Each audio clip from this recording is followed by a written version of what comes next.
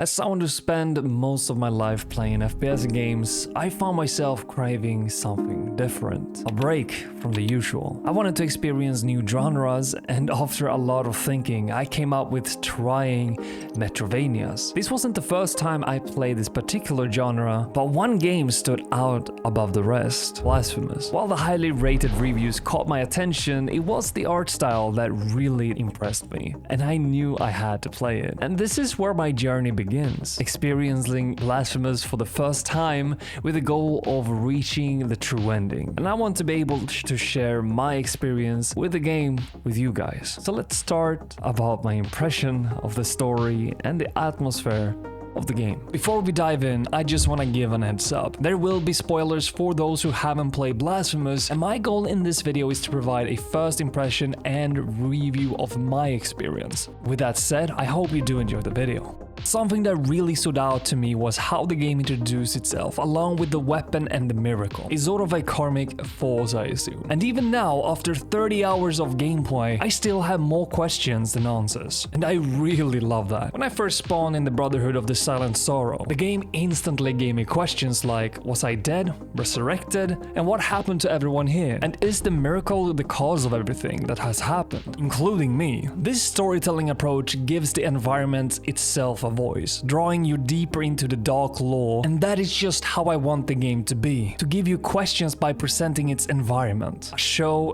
don't tell story. Blasphemous goes really deep with the dark and religious themes in the story, where everyone is kinda punished, but at the same time blessed enough to never be able to escape the pain. And that's a pretty evil cycle of torture if you ask me, but at the same time it's really fitting with the game's difficulty. But more on that later.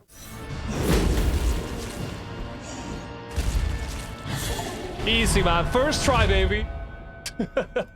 Blasphemous doesn't really tell you everything immediately, but it does give you enough to have a goal and motivation to keep going onwards. For someone like me, who might not be the brightest stone in the stack, the story unfolds as you progress, slowly revealing more of what's happening around you. I might be one of those people who needs a lore YouTube channel to really understand what's going on with the story. And if I'm gonna be completely honest, I really do appreciate this approach if done correctly. It makes me want to go to YouTube and search for more information about the secrets and understand the world as a whole. And that is what I believe is part of their goal when they made the game. The art style in Blasphemous is truly remarkable. The way each zone looks and feels, combined with its atmospheric music, makes every area unique and keeps the experience fresh. No matter where I was, I always felt like there was something to explore or secrets that I might have missed. That sense of discovery kept me coming back and wanted to take another look at everything, except for the desecrated sister. Don't get me wrong, it's a very well-designed zone, but I just truly hated running around that place. It's just one of those areas that did not work for me.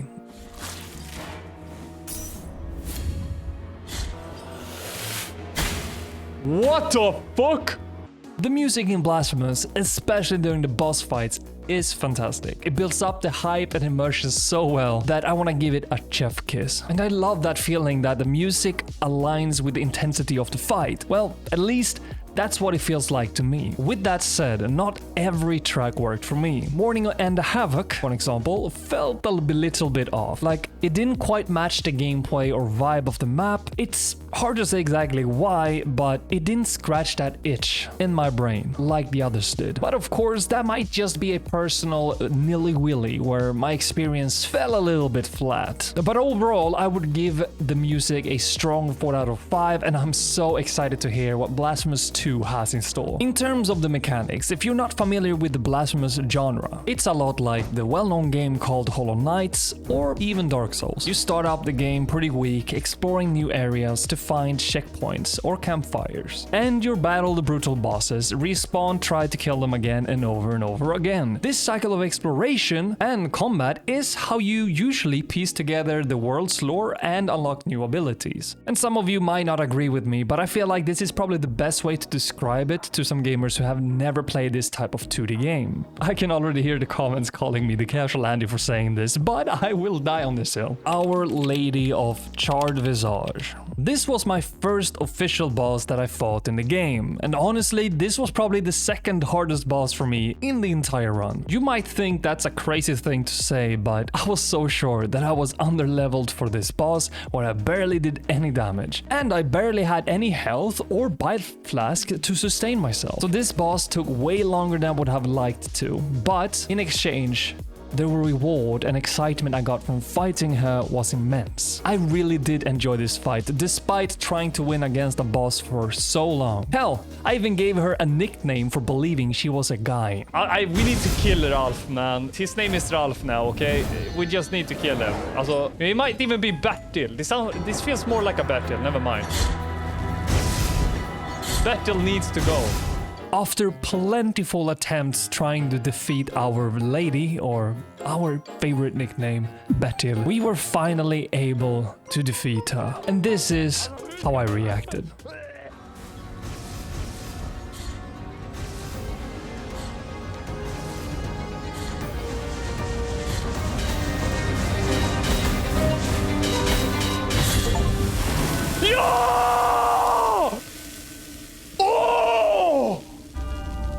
Fucking flawless run, man! Oh! Oh, yeah!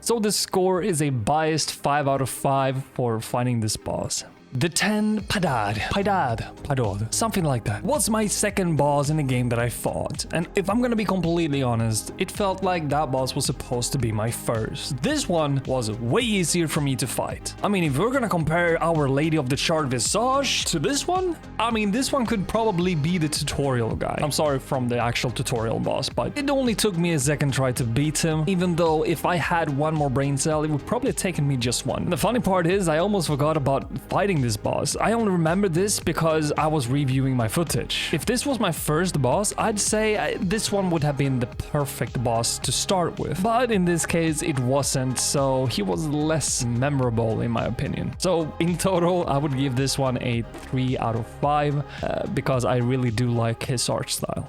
That looks so much easier. What the hell? Quirce Angustias was something really refreshing from the other two bosses I fought. Even though they weren't the hardest out of them all, I did enjoy the fun of being able to block some attacks and the small but constant stress of the map moving upwards. Even though I never been great at utilizing vertical spaces in stressful games like this, it wasn't that hard to keep on staying on top and blocking the damage from the enemy. I do wish that the Quirce Angustias would be on the harder side of the boss spectrum. I feel like they could have done a little bit more on this boss specifically, just because it felt one-sided. It was very easy to understand what the boss was doing, so it wasn't too much of a obstacle to get over with. But that might just be my opinion. Just 1 HP! No way! Oh, what? Okay, I'm just gonna give up and call this boss Archbishop, because I cannot pronounce it. But Archbishop is one of the bosses that I beated on my first try. Knowing how amazing I am at the video games, I once again was hoping for a bigger challenge, which this boss unfortunately was too easy to understand how to fight against. It wasn't hard to dodge its attacks, and the attack pattern was easy to read, which was why this boss felt underwhelming. But I am curious, what do you guys think about this one? Is it just me, or should I not have been expecting more from this one? I mean, the music was amazing and could have been one of those fights that could have escalated to maybe a phase 2, but I don't know. Let's go! First try, baby! I think I bugged the boss because that was a little bit easy, I'm not gonna lie. Exposito's Geon of Abjuration. This was one of those bosses I thought was a little bit amusing. The fight itself wasn't too hard, but I can't help how comedic this one felt. Just think about it. There's a blind baby that had a similar looking umbilical cord with a face attached to it at the end. It almost resembles the mother that gave birth to this individual. Now, is that part of the lore? That I honestly have no idea of, but I'm just stating my first impression, and that was it. The attack pattern was a little bit odd. It was pretty slow, and that made the boss pretty easy for me to fight against. I believe that if the attack pattern was a little bit more snappy, I think I personally would have enjoyed the fight and struggled a little bit more. With that said, the design of this boss was memorable for reasons that stood out to me for what it was. But I do want to give credit to the music from this boss fight. It was a banger, and every time I hear this song, I also hear the cry from the baby, even though it wasn't there on the original song. I could also be traumatized for better or worse, but who knows? If I'm gonna be completely honest, I think this boss is easy to play,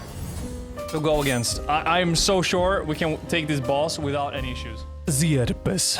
Sorry for my bad pronouncement, but I guess we all gotta get used to it now. It was finally time to fight one of my first bosses leading to the true ending, which became my goal just a few hours in due to me hearing it from the chat. And I was like, yeah, challenge accepted. Sierpes, however, was one of the most fun boss fights I've ever had in the game. The attack pattern and the music and everything was so much fun. It just melted great together. I felt like there was no BS mechanics from this boss, despite being difficult, but once you mastered the attack pattern, the boss became much easier to go against. It did take me a while due to the 3 different stages it had, which really helped showing how much progress I made in becoming better at this game. It took me a solid 45 minutes to beat this boss, which was a perfect amount of trial and error for this journey. I give this boss a solid 5 out of 5 just for how much fun it was.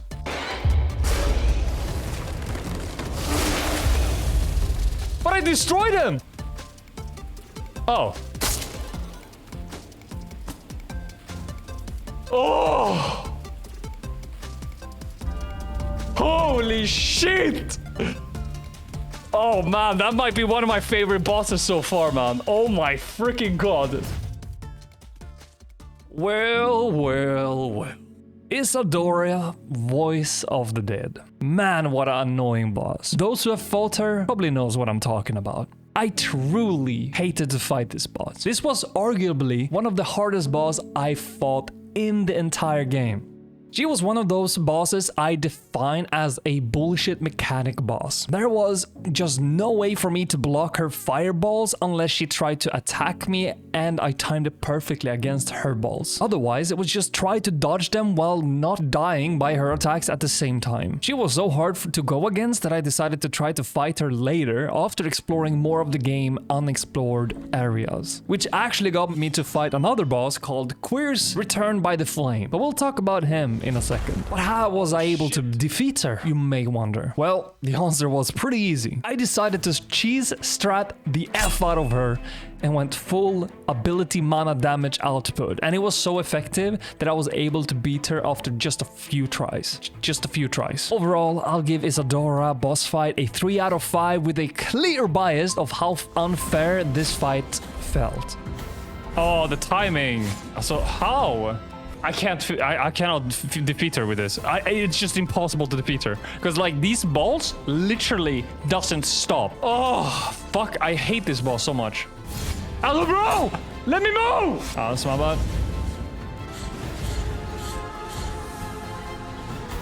Nej! I was waiting for it! Nej! Yes! Yes! Ooh, yeah, boy. Oh, yeah.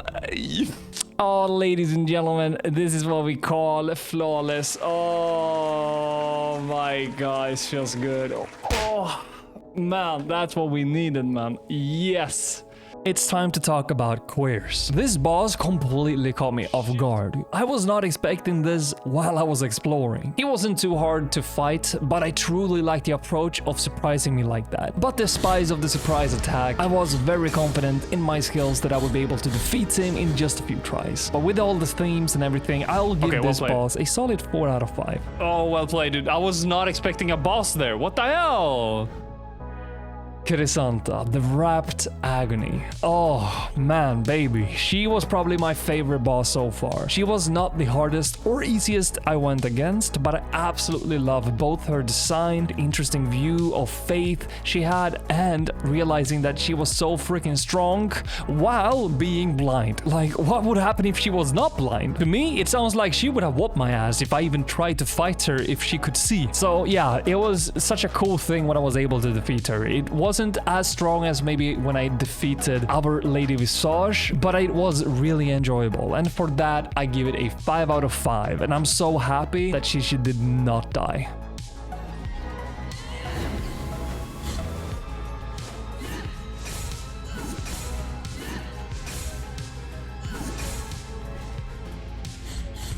Boom!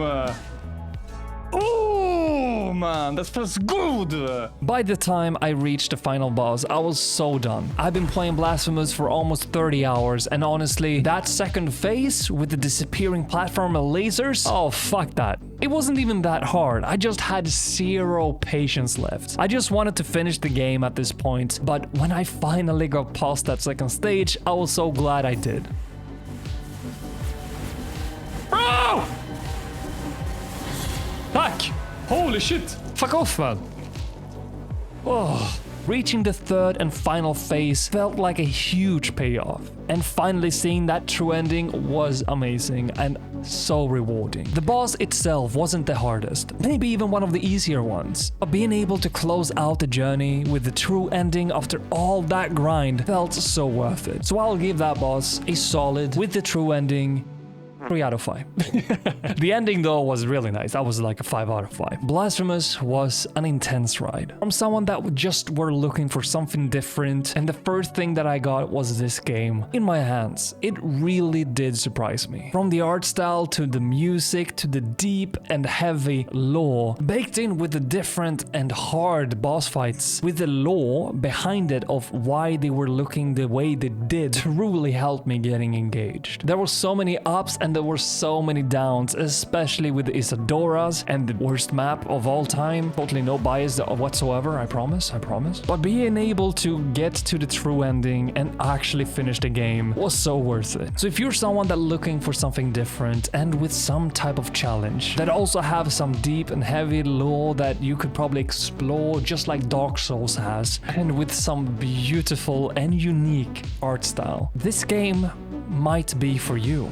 For me, this game is a solid 4 out of 5. I could even say 5 out of 5 here, but I think they have a few things they could improve. But with that said, I am so excited to try out Blasphemous 2 and do a review on that one too. And if that interests you, I do recommend you guys to subscribe to the channel, and if you did enjoy this video, I would appreciate a like. Anyways, thank you all for tuning in and watching this video, and I wish you guys a wonderful day.